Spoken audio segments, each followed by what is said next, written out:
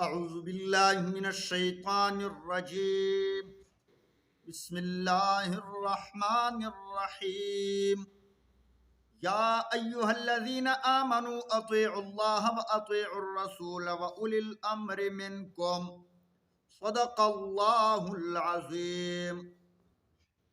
اے ایمان والو، فرما برداری کرو اللہ کی اور اللہ کے رسول کی فرما برداری کرو، وَأُولِي الْأَمْرِ مِنْكُمْ، اور تم میں سے جو اختیار والے ہیں ان کی۔ اللہ کی اطاعت کرنا، اللہ کے رسول کی اطاعت کرنا، اس کے بارے میں آپ نے سنا۔ اولو الامر سے کیا مراد ہے؟ اولو الامر لغت میں ان لوگوں کو کہا جاتا ہے جس کے ہاتھ میں کسی چیز کا نظام اور انتظام ہوتا ہے، اس کو کہتے ہیں، ان لوگوں کو کہتے ہیں اولو الامر۔ چنانچہ یہاں اس حوالے سے اس آیت کریمہ کی تفسیر میں حضرت عبداللہ ابن عباس رضی اللہ تعالیٰ عنہ، مجاہد اور حسن بصری رحمہم اللہ اور ان کے علاوہ دیگر مفسرین کے نزدیک یہاں اولو الامر کا مصداق علماء اور فقہاء ہے۔ کیوں؟ کیونکہ وہ فرماتے ہیں کہ یہ لوگ رسول اللہ صلی اللہ علیہ وسلم کے نائب ہیں اور نظام دین کو سمجھتے ہیں انہی کے ہاتھ میں ہے، لہٰذا اولو الامر سے مراد یہی لوگ ہیں، علماء دین۔ اور مفسرین کی دوسری جماعت جن میں حضرت ابو ہریرہ رضی اللہ تعالیٰ عنہ بھی شامل ہے، وہ فرماتے ہیں کہ اس سے مراد حکام اور امراء ہے۔ حکام کا معنی بادشاہ، حکمران، امراء جسے امیر منتخب کیا جاتا ہے، سرپرست، یہ مراد ہے۔ تفسیر ابن کثیر میں ہے، اسی طرح مظہری کے حوالے سے بھی لکھا ہے، اس میں فرماتے ہیں کہ یہ لفظ دونوں کو شامل ہے، علماء اور فقہاء کو بھی شامل ہے، حکام اور امراء کو بھی شامل ہے، دونوں کی فرما برداری کرنی چاہیے۔ لیکن یاد رکھو، یہاں دیکھو اللہ رب العزت فرماتے ہیں یا ایھا الذین آمنوا، اے ایمان والو، اطیعوا اللہ، اللہ کی فرما برداری کرو۔ اطاعت کا لفظ ذکر کر دیا، وَأَطِيعُوا الرَّسُولَ، اور اللہ کے رسول کی کیا کرو؟ فرما برداری کرو۔ پھر اطاعت کا لفظ ذکر فرما دیا، وَأُولِي الْأَمْرِ مِنْكُمْ، یہاں اطاعت کا لفظ ذکر نہیں کیا۔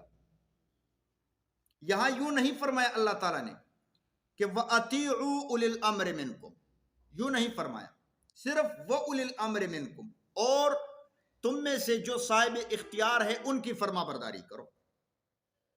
کیوں؟ معلوم ہوا صرف یہ عطف کے ساتھ ذکر کر دیا، علیحدہ طور پر اطاعت کا لفظ ان کے لیے استعمال نہیں کیا۔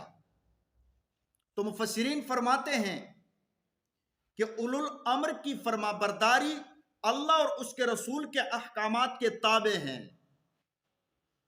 ان احکامات میں فرما برداری کریں گے جو اللہ اور اس کے رسول کے احکامات کے خلاف نہ ہو۔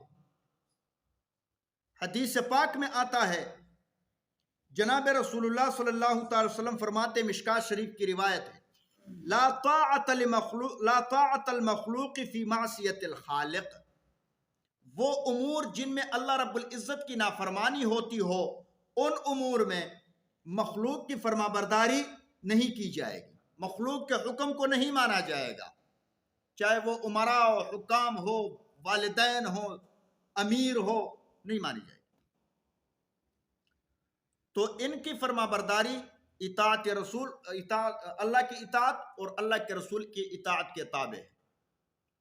حکام کی فرما برداری کرنا، اگر وہ ایسا حکم جاری کرتے ہیں جو شریعت کے خلاف نہ ہو، پھر فرما برداری کرنا ضروری ہے۔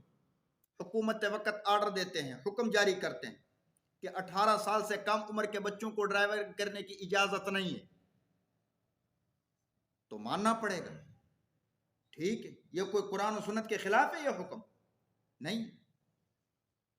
ہیلمٹ کے بغیر موٹر سائیکل نہیں چلانی، تو ٹھیک ہے، اس میں فائدہ بھی ہے، مانیں گے، جرمانہ ہوگا، صحیح ہے، کوئی قرآن و سنت کے خلاف تو بات نہیں کہی انہوں نے۔